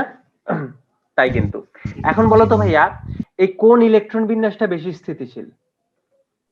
2p3 নাইট্রোজেনের, কারণ আমরা জানি একটা উপস্তর অর্ধপূর্ণ বা সম্পূর্ণ অবস্থায় বেশি স্থিতিশীল থাকে। এই স্থিতিশীল ইলেকট্রন বিন্যাস থেকে ইলেকট্রন নিয়ে যাওয়া বেশি কষ্টকর হবে নাকি ভাই একটা অস্থিতিশীল ইলেকট্রন বিন্যাস থেকে ইলেকট্রন নিয়ে যাওয়া বেশি সহজ হবে? অস্থির থেকে নিয়ে যাওয়া সহজ হবে। অস্থিতিশীল একটা জিনিস থেকে ইলেকট্রন নিয়ে যাওয়া সহজ হবে। যেহেতু ভাইয়া নাইট্রোজেনের ইলেকট্রন বিন্যাসটা হচ্ছে স্থিতিশীল অক্সিজেনের তুলনায়, সেহেতু ভাইয়া এই নাইট্রোজেন থেকে ইলেকট্রন নেওয়া অক্সিজেন অপেক্ষা কি হবে? বেশি কষ্টকর হবে। এজন্য ভাইয়া এখানে নাইট্রোজেনের যে আয়নীকরণ বিভবের মান সেটা অক্সিজেন থেকে কি হয়ে যায়? এটা বেশি হয়ে যায়। অক্সিজেন থেকে বেশি হয়ে যায়। একইভাবে বোরন এবং বেরিলিয়ামের ইলেকট্রন বিন্যাস করে তোমরা দেখো তো কি হয়, ঘটনা কি ঘটে। আচ্ছা ঠিক আছে, তাহলে আমাদের অবশ্যই কি নাইট্রোজেনের ইলেকট্রন বিন্যাস অক্সিজেন থেকে হচ্ছে স্থিতিশীল, এজন্য কি নাইট্রোজেনের আয়নীকরণ বিভবের মানটাও বেশি হবে, কারণ ইলেকট্রন নিয়ে যাওয়া কষ্টকর হবে। একইভাবে তোমরা যদি বোরন আর বেরিলিয়ামের ইলেকট্রন বিন্যাস দেখো তাহলে বেরিলিয়ামের হচ্ছে ভাইয়া 4, বোরনের কি বলতো? বোরনের হচ্ছে 5। তো বেরিলিয়ামের ইলেকট্রন বিন্যাস কি হবে? 1s2 2s2। আবার বোরনের ইলেকট্রন বিন্যাস কি বলতো 1s2 2s2 2p1। বলো কোনটা বেশি স্থিতিশীল? অবশ্যই পরিপূর্ণ যে উপস্থিত যেটা সেটা বেশি স্থিতিশীল। এজন্য বেরিলিয়াম থেকে ইলেকট্রন নিয়ে যাওয়া বোরন অপেক্ষা কষ্টকর হবে। কাইফ তোমার কি হয়েছে? তুমি মিক অন করতেছো আর সাউন্ড পলিউশন হইতেছে, কানের পর্দা টর্দা ফেটে যাচ্ছে একদম। তাহলে বেরিলিয়ামের যে ইলেকট্রন বিন্যাসটা সেটা কিন্তু বোরন থেকে বেশি স্থিতিশীল। এজন্য বেরিলিয়ামের যে ভাইয়া আয়নীকরণ বিভব সেটা কার অপেক্ষা বেশি হবে? বোরন অপেক্ষা বেশি হবে। এখন তোমাদের যদি ভাইয়া আমি কোশ্চেন করি যে ম্যাগনেসিয়াম এবং অ্যালুমিনিয়ামের মধ্যে কার আয়নীকরণ বিভবের মান বেশি কার কম, তোমরা আনসার দিতে পারবা? বলো, কেউ একজন বলো কার আয়নীকরণ বিভবের মান বড়। আচ্ছা, তাহলে চলো ইলেকট্রন বিন্যাস দেখে আসি কেমন। তো ম্যাগনেসিয়ামের হচ্ছে ভাইয়া কত? 12। অ্যালুমিনিয়ামের কত বলো তো? 13। তাহলে 12 এর ইলেকট্রন বিন্যাস করলে কি হবে? এই যে শোনো শোনো পিয়া শোনো, তাই না? রাইট? জি ভাইয়া। শোনো শোনো তারপরে পিয়া শোনো, এতটুকুই তাই না? এতটুকুই। অ্যালুমিনিয়ামের ইলেকট্রন বিন্যাস করো, কি হবে? শোনো শোনো তারপরে কি? পিয়া শোনো তারপরে কি বলতো? পিয়া। এখন বলো ভাইয়া কোন ইলেকট্রন বিন্যাসটা সুস্থিতিশীল? অবশ্যই ম্যাগনেসিয়ামের যে ইলেকট্রন বিন্যাসটা এটা বেশি সুস্থিতিশীল অ্যালুমিনিয়ামের থেকে। এজন্য ম্যাগনেসিয়াম থেকে আমাদের ইলেকট্রন নিয়ে যাওয়া কি বলতো অ্যালুমিনিয়াম অপেক্ষা ঢের কঠিন, অনেক কঠিন। এজন্য ম্যাগনেসিয়ামের যে আয়নীকরণ বিভব সেটা অ্যালুমিনিয়াম অপেক্ষা কি হয়? বেশি হয়। তো এই যে ভাইয়া ইয়েগুলো আছে ব্যতিক্রম, আরো কিছু ব্যতিক্রম আছে তোমরা তোমাদের বইতে দেখবা। তো এই ব্যতিক্রম গুলা বাদ দিয়ে সাধারণত কি হয়? বাম থেকে ডান দিকে বৃদ্ধি পায়, উপর থেকে নিচে কি হয়? হ্রাস পায়। তো এই ব্যতিক্রম গুলাই তোমাদের পরীক্ষায় মেইনলি আসে। কেমন? তোমাদের পরীক্ষায় কি আসে? মেইনলি এই ব্যতিক্রম গুলাই আসে। এখন তোমাদের যদি ভাই আমি কোশ্চেন করি যে কার্বন নাইট্রোজেন অক্সিজেন এগুলার মধ্যে তোমরা হচ্ছে আয়নীকরণ বিভবের কম থেকে বৃদ্ধি অনুসারে সাজাও, ঠিক আছে? তোমরা সাজাইতে পারবা কার কম কার বেশি? ছেলে মেয়েরা জি ভাইয়া। দেখো, আমাদের আয়নীকরণ বিভব সবচেয়ে কম হওয়া উচিত ছিল কার্বনের, এবং তার থেকে কম হওয়া উচিত ছিল নাইট্রোজেন। মানে ওই যে কার্বনের আয়নীকরণ বিভব হচ্ছে সবচেয়ে কম হওয়া উচিত ছিল, তার থেকে একটু বেশি হওয়া উচিত ছিল নাইট্রোজেনের, এবং সবচেয়ে বেশি কার হওয়া উচিত ছিল? অক্সিজেনের হওয়া উচিত ছিল। এবং যেহেতু তারা একই পর্যায়ের বাম থেকে ডান দিকে গেছে, তাহলে এর ক্রমটা কি হওয়া উচিত ছিল বলতো? এরকম যে বাম থেকে ডান দিকে গেলে বৃদ্ধি পায় আয়নীকরণ বিভব। কিন্তু আমরা জানি কি বলতো, আমরা একটা ব্যতিক্রম জানি যে ভাইয়া এই নাইট্রোজেনের আয়নীকরণ বিভব অক্সিজেন অপেক্ষা বেশি। তাহলে এখানে আমাদের একটা স্লাইড চেঞ্জ আসবে। কি হয়ে যাবে বলতো? আগে হচ্ছে আমাদের অক্সিজেন সাহেব চলে আসবে, তারপরে কি? তারপরে আমাদের নাইট্রোজেন মহাশয় আসবে। তো এই তিনটার মধ্যে কার আয়নীকরণ বিভবের মান বেশি? সবচেয়ে নাইট্রোজেনের আয়নীকরণ বিভবের মান বেশি, এবং তারপরে হচ্ছে অক্সিজেনের, এবং সবচেয়ে কম কার বলতো? কার্বনের। তো তোমাদের এমসিকিউ গুলো আসবে এই ধরনের। কেমন? তো এগুলা বাসায় বাসায় প্র্যাকটিস করবা, খুব ভালোভাবে বই রিডিং করবা। কেমন? জি ভাইয়া। আমরা দেখছি ব্যতিক্রম গুলো, আমরা আয়নের ক্ষেত্রে পরমাণুর আকার দেখছি কিভাবে পরিবর্তন হয়, তো এগুলো আমরা দেখছি। তারপরে আমরা দেখছি কি বলতো আয়নীকরণ বিভব বা আয়নীকরণ শক্তি। সেখানে আমরা দুই ধরনের আয়নীকরণ শক্তি দেখছি। একটা হচ্ছে প্রথম আয়নীকরণ শক্তি বা প্রথম আয়নীকরণ বিভব, তারপরে কি দেখছি বলতো? দ্বিতীয় আয়নীকরণ শক্তি বা দ্বিতীয় আয়নীকরণ বিভব। তো এবং এই দুইটার মধ্যে কোনটার মান বেশি হয় বলতো? সব সময় প্রথম আয়নীকরণ বিভব অপেক্ষা দ্বিতীয় আয়নীকরণ বিভবের মান বেশি হয়। এরপরে আমরা দেখছি যে সকল পরমাণু হচ্ছে সুস্থিত, যে সকল পরমাণুর ইলেকট্রন বিন্যাস হচ্ছে সুস্থিত, ওগুলোর আয়নীকরণ বিভব স্বাভাবিকের তুলনায় অনেক বেশি হয়, তাই না? সাধারণত ওগুলোর আয়নীকরণ বিভব অনেক বেশি হয়। তো আজকে আমরা 3 নাম্বার যে ধর্মটা নিয়ে আলোচনা করব সেটা হচ্ছে ইলেকট্রন আসক্তি। কি নিয়ে আলোচনা করব বলতো? আমরা আজকে আলোচনা করব ইলেকট্রন আসক্তি নিয়ে। তো কেউ কি আমাকে বলতে পারবা ইলেকট্রন আসক্তি তো তোমরা 9 10 এ পড়ে আসছো, তো ইলেকট্রন আসক্তি জিনিসটা কি? এটা কি কেউ বলতে পারবা? দেখো, এটার নামের ভিতরে এটা সংজ্ঞা লুকায় আছে। তো আসক্তি বলতো, আসক্তি কি? আসক্তি মানে হচ্ছে পাওয়ার ইচ্ছা। কেমন? সাপোজ আমাদের কাইফ ভাইয়ার হচ্ছে সিগারেটের প্রতি আসক্তি আছে, তো সে যখন সিগারেট দেখবে তখন তার কি সিগারেটটাকে পাইতে ইচ্ছা করবে, তাই না? কাইফ? হ্যাঁ জি ভাইয়া। ঘটনা সত্য? না ভাইয়া। আচ্ছা ঠিক আছে। যেমন তোমাদের ইমন ভাইয়ার হচ্ছে মিষ্টির প্রতি আসক্তি আছে, তো মিষ্টি দেখলেই কি ইমন ভাইয়ের ইচ্ছা করবে যে মিষ্টিটা আয় আমার কাছে, ঠিক আছে? তো এই কাছে পাওয়ার যে ইচ্ছা ওইটাই হচ্ছে আসক্তি। কেমন? তো ইলেকট্রন আসক্তি কি? সুইট সুইট সুইট সুইট আচ্ছা, তো ইলেকট্রন আসক্তি কি বলতো? ইলেকট্রন আসক্তি হচ্ছে ইলেকট্রনকে কাছে পাওয়ার আকাঙ্ক্ষা। তো ভাইয়া ধরো এটা হচ্ছে একটা পরমাণু, ধরো ক্লোরিন পরমাণু, তার যোজ্যতা স্তরে হচ্ছে 7টা ইলেকট্রন আছে, ঠিক আছে, 7টা ইলেকট্রন আছে। তো আরো একটা ইলেকট্রন থাকলে সে অনেক সুস্থিত হয়ে যেত না, তার অষ্টক পূর্ণ হইতো। তো সে কি করবে বলতো? আশেপাশে ইলেকট্রন দেখলে তাকে কি পাইতে যাবে, এই যে পাওয়ার ইচ্ছা, এটাই হচ্ছে কি ইলেকট্রন আসক্তি। কেমন? তো এটাকে পরিমাপ করা হয় কি দিয়ে? একটা শক্তি দিয়ে, যে ভাইয়া এই যে ইলেকট্রনটা তার কাছে আসছে, এর জন্য সে পরিবেশকে কত পরিমাণ শক্তি প্রদান করতেছে। কেমন? তো ওই শক্তির পরিমাণ দিয়ে আমরা এই ইলেকট্রন আসক্তির মান যেটা, ওইটা নির্ধারণ করি। তো সংজ্ঞাটা একটু সুন্দরভাবে লিখে ফেলো, যে ভাইয়া সেম ভাবে গ্যাসীয় অবস্থায় লিখো সংজ্ঞাটা কি হবে। বাট মূল কথা হচ্ছে ভাই ইলেকট্রনকে পাওয়ার ইচ্ছাটাই আসলে ইলেকট্রন আসক্তি। তো সংজ্ঞাটা আমরা একটু সুন্দরভাবে দিব, যে গ্যাসীয় অবস্থায়, গ্যাসীয় অবস্থায় কোন মৌলের ওই সেম আয়নীকরণ বিভবের মতো এক মোল বিচ্ছিন্ন পরমাণু, এক মোল বিচ্ছিন্ন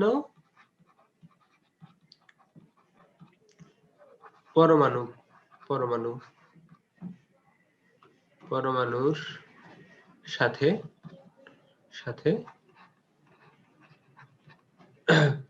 অসীম হতে, অসীম মানে কি বলতো?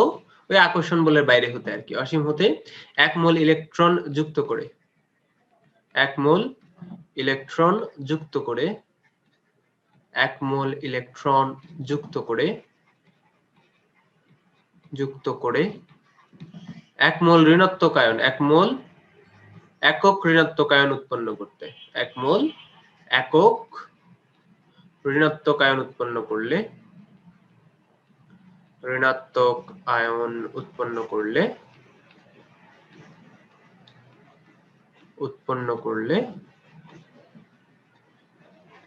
যে পরিমাণ শক্তি নির্গত হয়, যে পরিমাণ শক্তি নির্গত হয়।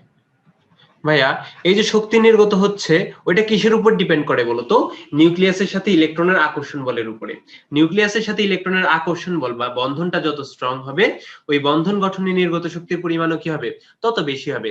তার মানে ইলেকট্রনের প্রতি ভাইয়া কোনো পরমাণুর আকর্ষণ বলটা বা আসক্তিটা যত বেশি হবে, এই নির্গত শক্তির পরিমাণটাও কি হবে?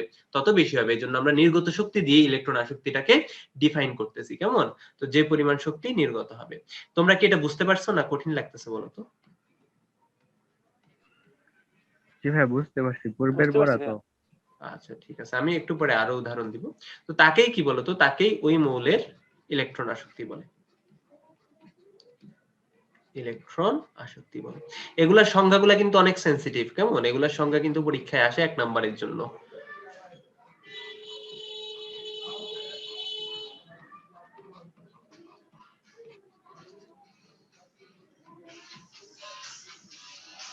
তাহলে ইলেকট্রন আসক্তি কি ভাইয়া?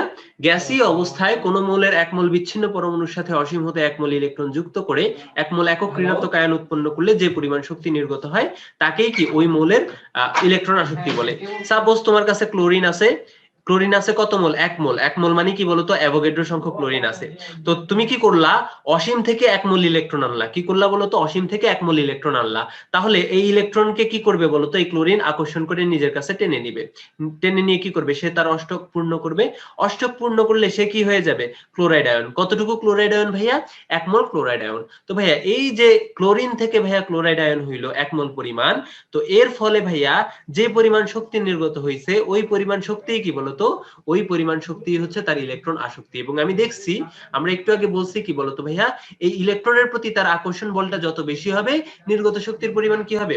তত বেশি হবে। এজন্যই মূলত আমরা শক্তি দিয়ে আসক্তিটাকে ডিফাইন করতেছি। কেমন? তাহলে তো বলো তো ভাইয়া, আমরা কি বুঝতে পারলাম? যে ভাইয়া হ্যাঁ, ইলেকট্রনের প্রতি যার আকর্ষণ বলের মান বেশি, তার কি বলতো? তার ইলেকট্রন আসক্তিও বেশি। এটা অবভিয়াস না? অবশ্যই কিন্তু এটাই সত্য, এটাই সত্য। এখন দেখো তো ভাইয়া, ইলেকট্রনের প্রতি কাদের আকর্ষণ বলটা বেশি হবে? যাদের যোজ্যতা স্তর, মানে যাদের হচ্ছে পারমাণবিক আকার ছোট, যেমন ছোট ছোট আকৃতির যারা আছে, ঠিক আছে, তাদের কি নিউক্লিয়াস থেকে যোজ্যতা স্তরের দূরত্ব কম। দূরত্ব কম হওয়ার ফলে যদি নতুন কোনো ইলেকট্রন আসতে চায় সে কি সহজে আকর্ষণ করতে পারবে ইলেকট্রনকে। তাহলে আকার কম হইলে আসলে আমরা ইলেকট্রনকে আকর্ষণ করতে পারি। আরো কি কি ফ্যাক্টরের উপর ডিপেন্ড করে ভাইয়া? যদি কারো অষ্টক অপূর্ণ হয়, যদি কারো অষ্টক অপূর্ণ হয়, সাপোজ অষ্টক পূর্ণ হইতে একটা বা দুইটা ইলেকট্রন দরকার, তাহলে সে কি করবে? সে চাইবে যে কি ইলেকট্রন তার কাছে চলে আসুক। ভাইয়া 2 দিন থেকে ঠান্ডা জ্বর। তাহলে ইলেকট্রন আসক্তি কার বেশি হবে বলতো? যার ইলেকট্রনের প্রতি আকর্ষণ বলটা যত বেশি হবে তার কি ইলেকট্রন আসক্তির মানও তত বেশি হবে। তো আমরা দেখলাম আকারের উপর ডিপেন্ড করতেছে। আরেকটা কি বলতো? অষ্টক পূর্ণ নাকি অপূর্ণ, যে কয়টা ইলেকট্রন পাইলে তার সুবিধা হইতো। ঠিক আছে, ইলেকট্রন পাওয়ার ইচ্ছা তার কত বেশি তীব্র, ওইটার উপরে কি ইলেকট্রন আসক্তির মান ডিপেন্ড করতেছে। আরেকটা কি বলতো? আরেকটা জিনিসের উপর সেটা ডিপেন্ড করতেছে, সেটা হচ্ছে তার চার্জ ঘনত্ব কত, কত কম জায়গার ভিতরে কত ইলেকট্রন আছে। সাপোজ ছোট একটা জায়গার ভিতরে অলরেডি অনেকগুলো ইলেকট্রন আছে, সে কি সহজে ইলেকট্রন নিতে চাইবে বলতো? সে কিন্তু আর নতুন না ভাইয়া। ইলেকট্রন নিতে চাইবে না। তো এই ধরনের যৌগ যাদের চার্জ ঘনত্ব অনেক বেশি, তো তারা কি তাদের ইলেকট্রন আসক্তির মান সাধারণত কম হয়। তো চলো আমরা এগুলা নিয়ে পরে আরো আলোচনা করব। তো দেখি পর্যায় মানে পর্যায়ের সাথে কিভাবে ওই ইলেকট্রন আসক্তির মান বাড়ে বা কমে, কেমন? তো এটার জন্য আমরা বক্স করে ফেলবো, এটার জন্য আমরা বক্স করে ফেলবো।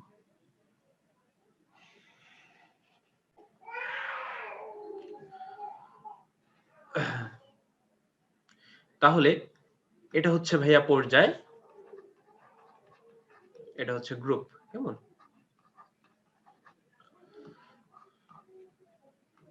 তাহলে দেখো একই পর্যায়ের বাম থেকে ডান দিকে গেলে কি ঘটে বলতো?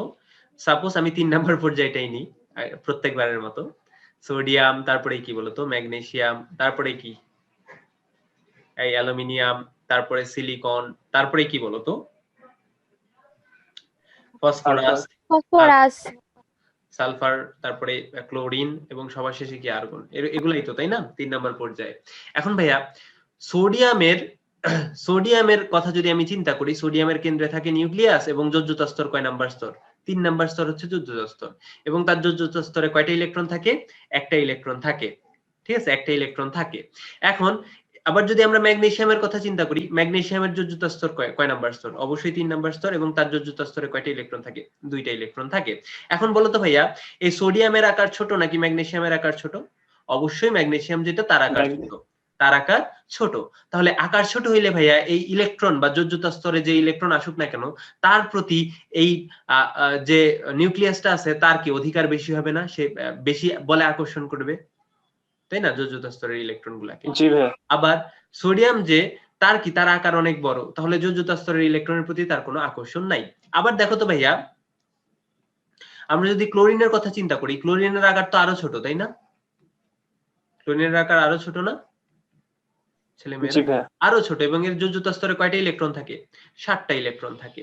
এবং এর যে যোজ্যতা স্তরের ইলেকট্রন গুলা, সেই ইলেকট্রন গুলার প্রতি এর আকর্ষণ বল কি এদের তুলনায় আরো বেশি। আমি এখানে বড় আঁকাইছি কিন্তু মূলত এটা ছোট, কেমন? আমি ছোটই আঁকাইছি, আসলে তোমরা বড় দেখতেছো কোন এক তোমাদের কোন একটা কারণে। আমি কিন্তু এটা সবচেয়ে ছোট আঁকাইছি, ঠিক আছে? এটা দেখো, এই যে ছোট, এগুলো হচ্ছে দেখো বড়, আস্তে আস্তে বড় হচ্ছে বাম দিকে, কেমন? জি ভাইয়া বুঝছি, আমাদের চোখে সমস্যা। হ্যাঁ হ্যাঁ, প্রচুর সমস্যা তোমাদের চোখে। তো এটা হচ্ছে সবচেয়ে ছোট হয়ে গেল, এবং এই ইলেকট্রন গুলা যোজ্যতা স্তরের ইলেকট্রন গুলোর প্রতি তার অনেক আকর্ষণ বেশি। এখন দেখো তো ভাইয়া, যত ডান দিকে যাচ্ছে তার যোজ্যতা স্তরের ইলেকট্রন সংখ্যা বাড়তেছে, এবং সর্বশেষ কি তার যদি যোজ্যতা স্তর ফিল আপ হইতে চায়, অষ্টক পূর্ণ হইতে চায়, তার আর কেবল কি একটা ইলেকট্রন লাগে। একটা ইলেকট্রন হলেই কি তার অষ্টক পূর্ণ হয়ে যাবে। বাট এগুলার ক্ষেত্রে কি একটা ইলেকট্রন আসলেই তার অষ্টক পূর্ণ হবে? হবে না। বরঞ্চ ভাইয়া এগুলার ক্ষেত্রে কি হয়, একটা ইলেকট্রন দিয়ে দিলে বরং অষ্টক পূর্ণ হয়ে যাবে, তাই না? জি ভাইয়া তাই। দিয়ে দিয়ে তাহলে বলো তো ভাইয়া, এই পরমাণুগুলোর ক্ষেত্রে, বামগুলার ক্ষেত্রে তারা কি ইলেকট্রন নিতে চায় না দিতে চায়? দিতে চায়। দিতে চায়। দিতে তাহলে চায়। তাদের ইলেকট্রন আসক্তি কম না বেশি? কম। কম। কম। তাহলে একই পর্যায়ে যত বাম দিকে যাবা তাদের ইলেকট্রন আসক্তির মান কি তত কমতে থাকে। আবার যত ডান দিকে যাবা তাহলে তার ইলেকট্রন আসক্তি কি তত বাড়তে থাকবে না, কারণ অষ্টক পূর্ণ করতে তার কেবল একটা ইলেকট্রন দরকার। আবার ওই ইলেকট্রনটা যে আসবে সেটা কি, সেটার বন্ধনটাও অনেক বেশি স্ট্রং হবে নিউক্লিয়াসের সাথে। কেন বলো তো? আকার কম, তাই না? তাহলে একই পর্যায়ের বাম থেকে ডান দিকে গেলে কি হয়? ইলেকট্রন আসক্তির মান বৃদ্ধি পায় না হ্রাস পায়? বৃদ্ধি পায়। বৃদ্ধি পায়। বাম থেকে বৃদ্ধি ডানে পায়। বৃদ্ধি পায়। Very good. তাহলে একই পর্যায়ের বাম থেকে ডানে ইলেকট্রন আসক্তির মান হচ্ছে বৃদ্ধি পায়। তো এটা নিয়ে আর কোনো কোয়েশ্চেন আছে কারো? এবং দেখো তো ভাইয়া, বৃদ্ধি পায় ঠিক আছে, এর জন্য আর্গনের ইলেকট্রন আসক্তি কি সবচেয়ে বেশি? না ভাইয়া, না ভাইয়া। আর্গনের ভাইয়া আর্গনের ইলেকট্রন আসক্তি প্রায় শূন্য, সে কিন্তু ইলেকট্রন চায় না, তার অষ্টক পূর্ণ আছে। তো ওই বৃদ্ধি পেতে পেতে হ্যালোজেন পর্যন্তই বৃদ্ধি পায়, এরপরে কিন্তু আর বৃদ্ধি পায় না। আর ওই নিষ্ক্রিয় গ্যাস হিসাব থেকে বাদ। এটা কি বলতো? হিসাব থেকে বাদ। কেমন? এবার একটা গ্রুপের কথা চিন্তা করো, আমি এগুলা মুছে দিই, নইলে তোমরা পরে ভাববা যে এগুলো আসলে বড় কিনা। তারপরে এই একই গ্রুপের উপর থেকে নিচের দিকে গেলে ইলেকট্রন আসক্তি বাড়বে না কমবে? এবার এটা তোমরা নিজেদের ইয়ে থেকে বলো, কমন সেন্স থেকে বলো। এই যে ধরো সোডিয়াম আছে, সোডিয়াম কেন? আচ্ছা, লিনাকে রুবি ছেঁচে ফ্রেঞ্চ ফ্রাই করেছে, এটা বাদ দি। ওই বিরিয়ানি মোগলাই কাবাব সরিয়ে বাটিতে রাখো, কেন? বিরিয়ানি মোগলাই কাবাব সরিয়ে বাটিতে রাখো, এটা দিয়ে বুঝি। দেখো তো ভাইয়া, একই পর্যায়ে যত উপর থেকে নিচের দিকে যাচ্ছে তত কি পরমাণুর আকারটা অনেক বড় হয়ে যাচ্ছে না? বড় হয়ে জি যাচ্ছে। ভাইয়া। তো বড় হইলে ভাইয়া, যদি বড় হয় এবং যোজ্যতা স্তরে কি সমান সংখ্যক ইলেকট্রনই কিন্তু থাকবে একই গ্রুপে, যেহেতু সমান সংখ্যক ইলেকট্রন আছে, আকারও বড় হয়ে গেছে। এখন নতুন করে ইলেকট্রন কি সে নিতে চাইবে নাকি উল্টা এই ইলেকট্রন দিতে চাইবে? যেহেতু বড়, সে কিন্তু উল্টা ইলেকট্রন দিতে চাইবে। দিতে চাইবে। তার দিতে কিন্তু চাইবে। ইলেকট্রনকে পাওয়ার আগ্রহ আস্তে আস্তে কি হয়ে যাবে? কমে যাবে। এজন্য কি হয়, একই গ্রুপে উপর থেকে নিচে কি হয়, ইলেকট্রন আসক্তির মান হ্রাস পায়। কেমন? তাহলে উপর থেকে নিচে হ্রাস পায়। এটা কি বুঝতে পারছো তোমরা? উপর থেকে নিচে কেন ইলেকট্রন আসক্তি? জি ভাইয়া, বুঝতে জি পারছি। ভাইয়া। জি ভাইয়া ভাইয়া। Very good. তাহলে চলো আমরা একটা কোশ্চেন করে ফেলি। সাপোজ একটা গ্রুপ, সেটা হচ্ছে হ্যালোজেন গ্রুপ। হ্যালোজেন গ্রুপে কে কে আছে? Fluorine, chlorine, bromine, iodine. কেমন? এরপরে আছে অ্যাস্টাটিন। তো এদেরকে ইলেকট্রন আসক্তির ক্রমানুসারে সাজাও তো ভাইয়া। ফ্লোরিনের সবচেয়ে বেশি ইলেকট্রন আসক্তি, তাই না? তারপরে হচ্ছে ক্লোরিনের, তারপর হচ্ছে ব্রোমিনের, তারপর হচ্ছে কি আয়োডিনের। তো কেন ভাইয়া ফ্লোরিনের সবচেয়ে বেশি? কারণ একই গ্রুপের উপর থেকে নিচে হচ্ছে ইলেকট্রন আসক্তির মান হ্রাস পায়। তার মানে যে সবার উপরে থাকবে গ্রুপের, তার ইলেকট্রন আসক্তির মান কি সবচেয়ে বেশি হবে, আর নিচের গুলো কি আস্তে আস্তে কমতে থাকবে। এই যে ফ্লোরিন আছে কয় নাম্বার পর্যায়ে? 2 নাম্বার পর্যায়ে, তার মানে 2 নাম্বার পর্যায়ে আর কি। তার মানে ওই গ্রুপে উপরের দিকে আছে ফ্লোরিন, তাই ফ্লোরিনের কি ইলেকট্রন আসক্তির মান সবচেয়ে বেশি। ক্লোরিনের হচ্ছে তারপরে, এবং তারপরে কি ব্রোমিনের কম, সবচেয়ে কম আয়োডিনের। তো এটা কি তোমরা পরীক্ষার খাতায় লিখবা না ছেলেমেয়েরা? জীবন তো সুন্দর না ভাইয়া। হ্যাঁ, জীবন এত সুন্দর না, এটা লিখলে কি পাবা? স্ট্রেট ডাব্বা পাবা। কারণ আমি তোমাদের একটা জিনিস সম্পর্কে অ্যাওয়ার করছিলাম বারবার, এই পর্যায়ভিত্তিক ধর্মগুলাতে নরমাল জিনিসপত্র আসে না, আসে কি বলতো? ব্যতিক্রম। আসে হচ্ছে নরমাল। অ্যাবনরমাল জিনিসপত্রগুলো আসে। এই পর্যায়ভিত্তিক ধর্ম পড়াইতে গেলে আমার দুইটা জিনিস হয়, এক হচ্ছে আমি প্রচন্ড বিরক্ত হয়ে যাই, আর দ্বিতীয় হচ্ছে আমি প্রচন্ড টক্সিক হয়ে যাই। বুঝছো? এই দুইটা একই সাথে ঘটে, মানে এই চ্যাপ্টারটাই এরকম যে বিরক্ত হইতে হবে, ভালো ভাইয়া, দ্বিতীয় হওয়াটা ভালো। টক্সিক হওয়াটা খারাপ। আচ্ছা, তো এটা হবে না, ঠিক আছে, এটা হবে না। এটা দিলে এই যে সুন্দর মতো একটা চশমা আছে না, এই চশমাটা পেয়ে যাবে, এবং এখান থেকে খুব ভালো একটা কোশ্চেন আসে। দেখো ভাইয়া, এই ফ্লোরিনের ইলেকট্রন আসক্তি যেটা, সেটা ক্লোরিন অপেক্ষা কম। কেমন? ফ্লোরিনের যে ইলেকট্রন আসক্তি সেটা ক্লোরিন অপেক্ষা কম। ভাইয়া কেন কম বলো তো? প্রবাবল কজ কি হইতে পারে যে কেন ফ্লোরিনের ইলেকট্রন আসক্তি যেটা, সেটা ক্লোরিন থেকে কম? কেউ একজন আনসার দাও আমাকে। ওই যে ভাইয়া, ক্লোরিনের চার্জ ঘনত্ব বেশি, এজন্য ইলেকট্রন নিতে চায় না। ক্লোরিনের আকার কিন্তু একদম এক্সেসিভলি কম, তাই না? আমরা কি জানি, আমরা যদি এদের আকারগুলো লক্ষ্য করি, তো ফ্লোরিনের স্তর হচ্ছে 2টা, শক্তি স্তর 2টা, এবং এই স্তরগুলো কিন্তু অনেক ছোট। কেমন? তো ক্লোরিনের হচ্ছে কয়টা বলো তো? 3টা স্তর। এবং এই ক্লোরিনের আকার যেটা, এটা বন্ধন হয়ে গেল।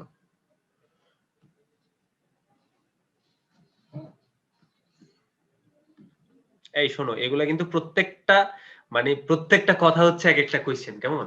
পর্যায়ভিত্তিক ধর্মে কিন্তু আমি অনেক বাছাই করে করে পড়ানো লাগে, কারণ বলছি যে এটা পড়াইতে গেলে আসলে যদি ওই একদম এক্সট্রিমলি পড়াইতে যাও, এটা পড়া কখনো শেষ হবে না, মৌলের পর্যায়ভিত্তিক ধর্ম। তো এই জন্য বাছাই করে করে কিন্তু পড়ানো লাগতেছে। তো বাছাই করে করে যখন পড়াচ্ছি, এই যা পড়াচ্ছি প্রত্যেকটাই এক একটা কোয়েশ্চেন। কেমন? প্রত্যেকটা কিন্তু এক একটা কোয়েশ্চেন। ওইটা এমসিকিউ হইতে পারে, 2 নাম্বার হইতে পারে, 3 নাম্বার হইতে পারে, 4 নাম্বার হইতে পারে, যে কোনো কিছু যে কোনো সময় দিতে পারে। দেখো, এই কি বলতো, এখানে কয়টা ইলেকট্রন আছে? 9টা ইলেকট্রন আছে টোটাল, এবং যোজ্যতা স্তরে 7টা ইলেকট্রনই আছে ফ্লোরিনের ক্ষেত্রে। ক্লোরিনের ক্ষেত্রে কয়টা ইলেকট্রন আছে? 17টা ইলেকট্রন আছে, এবং যোজ্যতা স্তরে 7টা ইলেকট্রনই আছে। তো এই ফ্লোরিনের ইলেকট্রন ঘনত্বের তুলনায় ইলেকট্রন ঘনত্ব বা চার্জ ঘনত্ব কি জিনিস ভাইয়া? একক আয়তনে কি পরিমাণ চার্জ থাকে। তাহলে চার্জ ঘনত্ব কি জিনিস? এটা আমি পড়াইছিলাম মনে হয় আগে, তাই না? চার্জ ঘনত্ব টোটাল চার্জ ডিভাইড বাই কি বলতো টোটাল আয়তন, তাই না?